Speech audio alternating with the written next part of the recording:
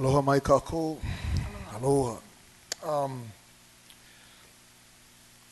My name is Andre Perez. I am here as a concerned Hawaiian citizen to speak on Reso 403 and Reso 115 regarding the $10 million grant for the funding for law enforcement on Mauna Kea.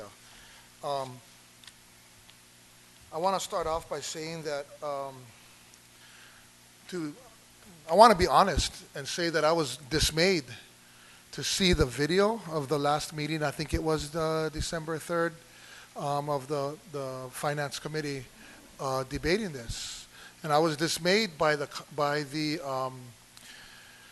comments and the dialogue that was going on. I was dismayed to see the council having to vote on whether to accept the reimbursement without having ever seen the agreement. And I was dismayed that it appeared that many of the members didn't know what the excess money was for. I believe it was $5.3 million. And I was dismayed to hear Corporation Counsel, who's here to advise you folks on best practices and keep you safe in your decision making. I was dismayed to hear Corporation Counsel tell you that I haven't given you the agreement yet, and to hear council members say that we've been asking for the agreement, to see the agreement that we're here to vote on, to provide consent on whether to accept it or not, hasn't been provided. And I was dismayed to hear continued dialogue about an agreement to accept $10 million with an excess of $5.3 million with no clarity on liability or obligation on what that $5.3 million was going to be used for. I was dismayed to hear that there was dialogue going on when the agreement wasn't before you. And it begs the question once more that was asked repeatedly: what is the excess money for? The $5.3 million. What kind of obligation, what kind of commitment or liability are you incurring as council members? And we vote for you because we trust you to represent our best interests. We vote for you because we have confidence. And we vote for you because it is your kuleana to ensure that proper procedures and protocols are followed. And I was dismayed, again, to see it all over on social media, on video, and captured forever on the internet, you folks having a majority vote to accept the money while acknowledging that you had never seen the agreement.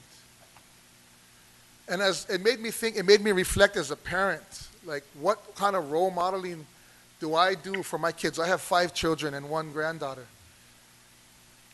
And I would strive to model the best level of excellence. And what I saw in that last meeting on video was not excellence at all. We have Corporation Counsel informing you that yes, we haven't given you the agreement, but it's already been approved by the mayor, and we just need you to approve it. And basically, this is the way we've always done it. It's okay. And I understand that it may be the way you've always done it, but that doesn't mean that it's done properly. It doesn't mean that it's done correctly. And I was dismayed to hear the reference to HRS 46-7, and it motivated me to look up that reference, HRS 46-7, that governs this process of your decision making. And it's very clear that you're consenting to an agreement, but you have never seen the agreement. But your Corporation Counsel is telling you it's okay, this is the way we've always done it. And my wife is an attorney, and I asked her, what do you think about this? And my wife said, no attorney in their right mind would advise you to sign an agreement having never seen it. It's like you going and buying a house and agreeing to a mortgage without ever seeing the contract and the interest rate and other stipulations. Was there clear title or whatever? But yet you folks, most of you who were in the last meeting, agreed to it, despite acknowledgement that it's improper, it doesn't seem right, we need to correct this and mitigate. And And there's a lot of unanswered questions. Yet, I was dismayed to see many of you agree to vote to accept the money because it's money. And why would we not accept the money? You don't accept the money because there's principles and there's protocols and there's right ways and wrong ways to do things. And in your case, it's codified very clearly in legal language. But yet you folks voted despite the contradiction of the legal language that tells you how you should be doing it. You voted to do it anyways. And so I'm here to testify, to tell you folks, to implore you rather, to don't accept this. Because you're on TV, you're on the video, you're on the internet, and it's locked in there, if not forever, for a very long time. And you're setting the standard of how the council operates.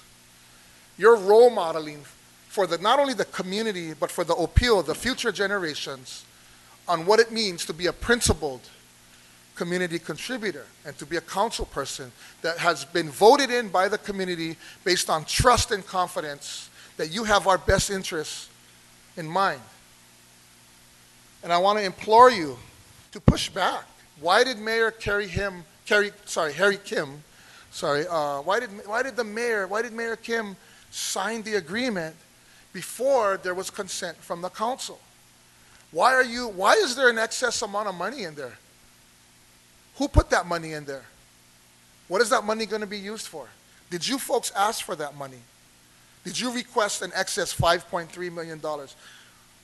In what budget do they give you an extra $5.3 million? And we need to be asking these questions.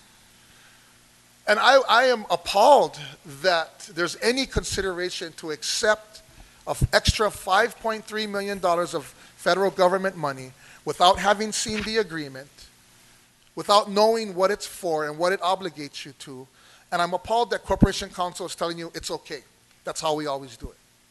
We cannot operate that way if we're going to continue to maintain trust and confidence, especially during an election year. Mahalo nui. Thank you. And I just want to say in closing, I think that you folks should push back and say that we'll accept whatever we need to be reimbursed, but we're not taking excess money without knowing what it obligates us to. Mahalo nui. Aloha. Thank you.